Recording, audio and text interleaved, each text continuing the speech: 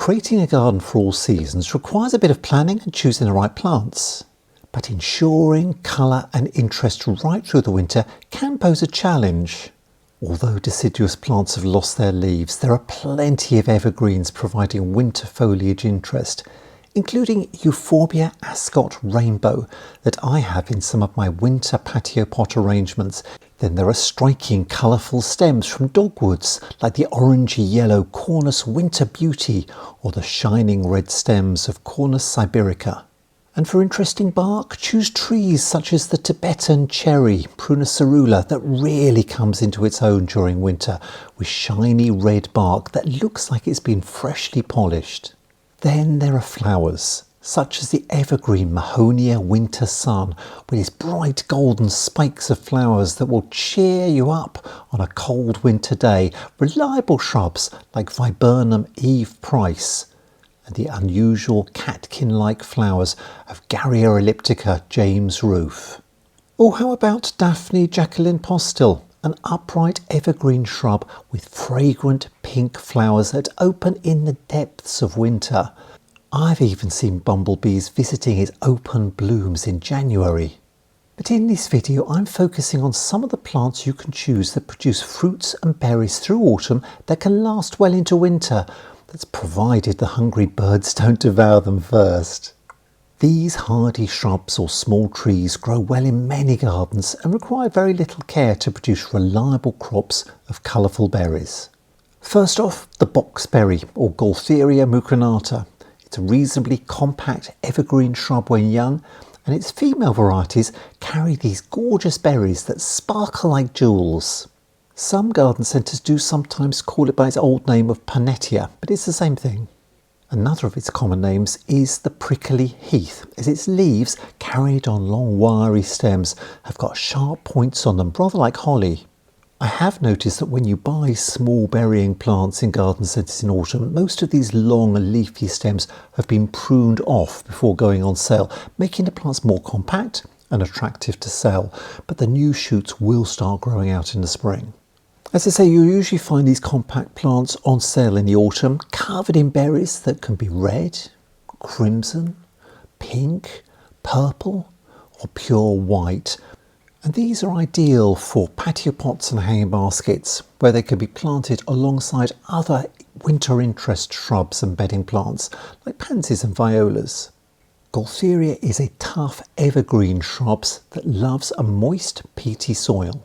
Most Gaultheria plants can be either male or female, and it's the female ones that produce the berries. So if you buy a berrying plant and you want to ensure berries in future winters, you will need to buy a male form to grow alongside and provide pollen when it flowers around May to June time to ensure that the female flowers are pollinated and they set fruit. However, plant breeders are developing more self-fertile varieties like the deep pink Bell's seedling or the white berrying pearls, which don't need a male pollinator and should reberry in future years. So do check these varieties out if you can find them. I do hope you're enjoying this video, and if you are, please give it a thumbs up and subscribe to my channel by clicking the button below. There's plenty more inspiring videos on my channel, Adam's Gardening Guides. Thank you. Skimmia is a favourite, with many varieties forming glorious red berries, like Skimmia japonica pabella, that grows into a lovely dome shape with glossy green leaves and tight clusters of red fruits at the tip of each shoot. There are many others to consider, like Skimmia nimens, Skimmia temptation, and Skimmia obsession, all with red berries. Or if you prefer white berries, take a look at Skimmia Q White, with an upright, rounded growth habit. These are all female varieties, so we'll all need a male Skimmia growing nearby at flowering time to ensure pollination. There are exceptions, and these are hermaphrodite varieties, like Skimmia reevesiana, which produces both male and female flowers on the same plant, so it can pollinate itself and produce dense heads of pink tinged red berries. I grow mine in a large tub along with variegated ivy and other plants for winter colour. Skimmia japonica red ruth is another hermaphrodite producing large red berries absolutely glorious.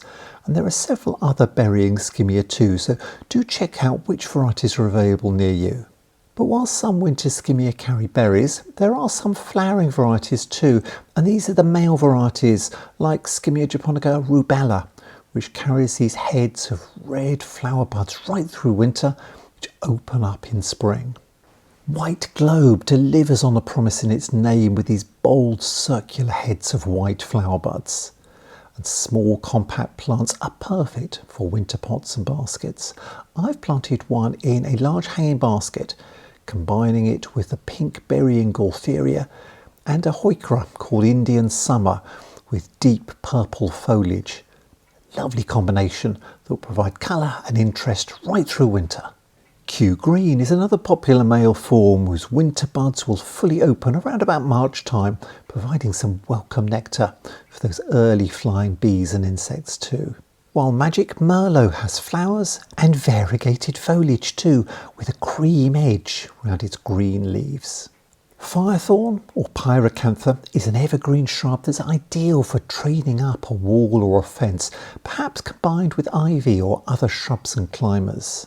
Varieties with red berries are always popular, but you can find Pyracantha that produce glowing orange berries that develop into bold clusters, and some with bright yellow berries too. The Sapphire range comes highly recommended as these have natural resistance to fire blight disease that can attack and kill some Pyracantha. You'll find the striking Sapphire Rouge, the glowing Sapphire Orange, and the bright and cheerful yellow-berried Sapphire Juin. For the more adventurous gardener, why not try growing, training and pruning your Pyracantha into different shapes like a stunning espalier along your garden fence. The main branches need training out horizontally on either side onto evenly spaced wires or canes, and then you'll prune the side shoots back to that main stem to create this perfect espalier form. Or try training branches into different shapes and designs, anything you fancy, or just take it up to completely clad the wall of your house. Another berrying shrub is callicarpa or beautyberry, a hardy shrub that loses its leaves in winter but produces these bold clusters of berries that last well into winter. Profusion is one of the commonest varieties, and you'll find this with tied clusters of purple-blue berries packed close to the main stems. These have an almost metallic sheen like small beads. They start developing their rich jewel-like colour through autumn, and when the leaves fall as the temperatures fall through autumn, their berries are displayed on bare stems. Some callicarpa can grow to a couple of metres high, but just prune in late winter or early spring to keep your plant in shape and control its size. There is a small compact form available called Callicarpa Profusion Dwarf. That could be a better choice for container gardening or tiny gardens. And I recently discovered a white form called Snow Queen and another called Snow Star with large clusters of white bead-like berries.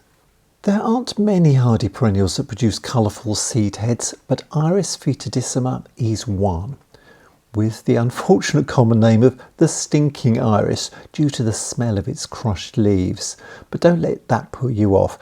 Growing well in a shady position, this evergreen iris forms intricately veined, pale purple flowers in summer, and its green seed heads ripen up and burst open in autumn to reveal these beautiful orange seeds inside.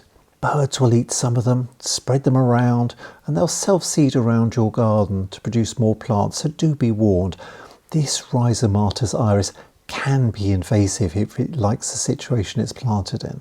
And then there are roses. Some rose species and other shrub roses and varieties that only produce a single flush and flower can then be left to their own devices with no deadheading, and they'll produce seed heads that ripen into lovely colourful rose hips. Following its single red summer flowers, Rosa Moesii geranium produces long, elongated rose hips in autumn. The vigorous climbing rose Kiftskate flowers generously and then produces an enormous display of rose hips. What a transformation! There are many other roses too, so if rose hips are something you're after, do your research and find some more roses for your garden. The mountain ash or rowan tree can carry its fruits right into winter too. They'll be listed as Sorbus in the nurseries and are a valuable ornamental tree, many well behaved enough to suit a small to medium sized garden too.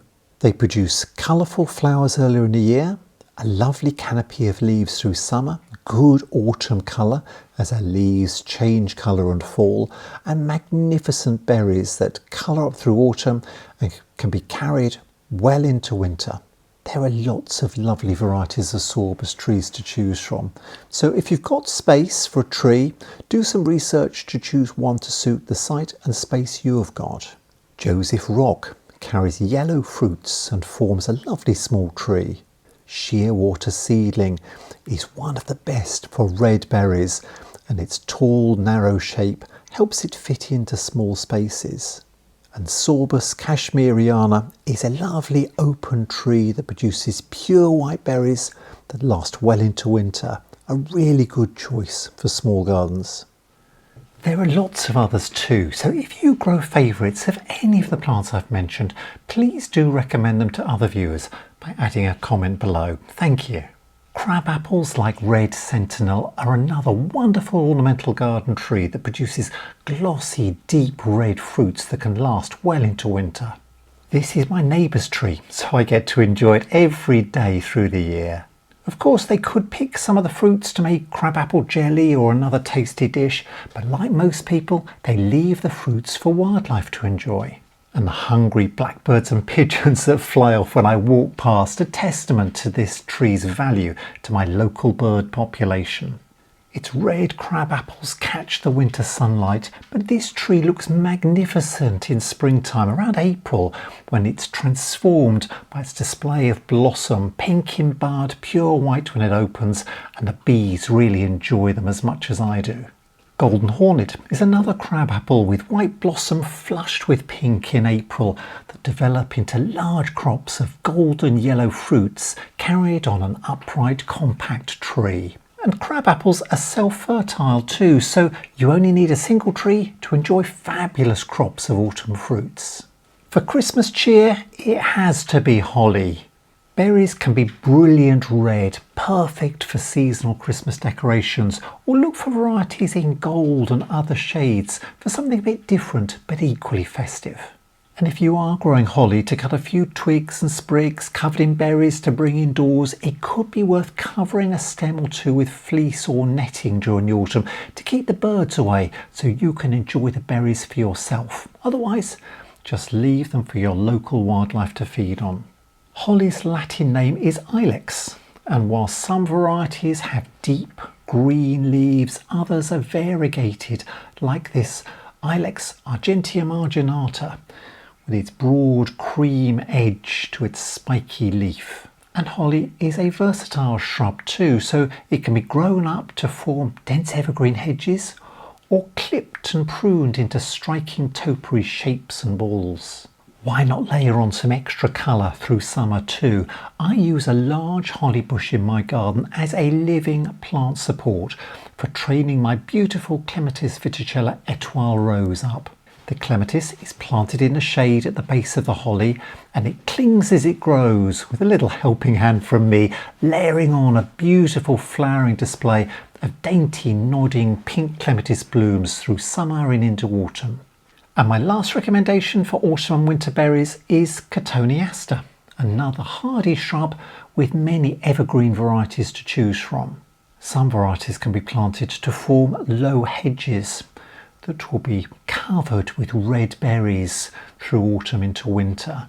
On one of my fence panels, I've chosen this planting partnership of the herringbone Cotoneaster horizontalis, along with a variegated ivy and the variegated evergreen euonymus emerald and gold. This combination looks good all year round, but especially when the Cotoneaster is carrying its bumper crop of berries, which I have to say my blackbirds adore. This is homegrown bird food at its best. Many berrying plants and evergreens are perfect for winter pots and baskets, so let me finish off with this little practical tip, planting up a winter hanging basket. For a bit of winter colour and interest, I'm going to plant up this hanging basket with some plants which are going to provide colour, berries and flowers right the way through till spring. I've got a berrying form of Panetia or Gaultheria, which has got some lovely fruits on it. Provided the birds don't get to these, this should keep going for some time. There's a little Skimmia called White Globe. Now, even though as we move through November, December into January, you'll have the flower buds on here, these won't be fully open till around about March into April time, but this provides some interest on this evergreen shrub right the way through the winter. And then a hardy perennial called a Heuchera, providing some foliage colour. This is a variety called Indian Summer with a lovely deep purplish veined leaf, and this will be a nice contrast for the other varieties too. Now, the basket itself, I've chosen one which has got a coir fibre lining, and the first thing I'm going to do is remove the chain, because it's much easier to plant up baskets if we remove the chain, so I'm going to do that first. Now, these coir linings should hold in the compost quite well. You can use them summer or winter, but I'm going to put just an extra layer of plastic in the bottom, just an old bit of compost bag, just to stop any compost dripping out the bottom. It's got a little drainage hole in it as well, and this will just hold the compost in place. In the summer, quite often I line baskets and pots completely with a little bit of polythene just to help the compost conserve more moisture and not lose it through the sides. And then a layer of compost in the bottom, and then we can work out the positions for the plants. Today I'm using a peat-free multi-purpose compost. This has got some John Innes compost mixed into it, completely peat-free, but it should be good for just keeping these plants going through the winter. It's worth just working out the position of the plants before you actually plant it. So I'm going to keep this Skimmia at the back, little Heuchera on one side. I want to see this berrying Panetia from the house. I'm going to put that towards one edge here, Skimmia on one side and the Heuchera on the others. So let's start with this little Panetia. Just remove it from its pot. It's a well-rooted plant. Yeah, plenty of roots on that. So I'm going to position that, work out which the best side of it is. I'm going to put it in just so that the berries tumble over the side, and fill in around the back with some compost to hold that in place. And once that's there, now I'm going to put in this nice little White Globe Skimmia. Again, well-rooted plant. You can see the roots coming through the bottom of the pot already. It's a beautiful little specimen. Once that has finished the display in the winter pot, I can take this and plant it out in the garden, but if you buy a small plant like this, it's perfect for a patio pot for a while. Again, work out which way round you want it, work out the height. The planting height with the top of the compost in the pot should be just below the rim of the basket, so just ease the liner up so that it's just at the edge of the basket. Put that in place, and I think something like that should be fine. And again, fill in around the root ball with some more compost. You just want to hold them in place for the moment. You can firm up with more compost a little bit later, but just want to get the positioning right. So there we are, that's the little Skimmia in place. And then lastly, this nice little Indian Summer Heuchera. As I say, it's a hardy perennial but stays in leaf throughout the winter. And this, again, I'll put towards the side, just round here. A little bit more compost underneath it to raise the height a bit. Just put it towards the edge of the basket. And just ease compost in around the root ball. And just continue filling in with compost. Firm it down lightly with your fingertips. Don't ram it in too hard. But in a minute I'm going to water, and that will settle the compost down. If you find you don't get the positioning right first time, you can always take them out and move them around and adjust them. That's the joy of container gardening. They're very flexible. There we go. Let's just fill in around those with some compost. Ease it down around the root balls. Adjust the heights of the plants that you've put in. And there we are. The last thing I want to do is just to water that in. So water from above, settling the compost down. If the compost does sink down, you can just add a little bit more compost to fill in any gaps. But at this time of year in the winter, it's not going to need a massive amount of water because it's been raining a lot recently, but just settle that compost down and the display is ready. The final thing I'm going to have to do is to put the chain back in place, and I can do that once I get to the bracket, just to make sure that the basket sits the right way round, and I can enjoy that display right the way through until spring.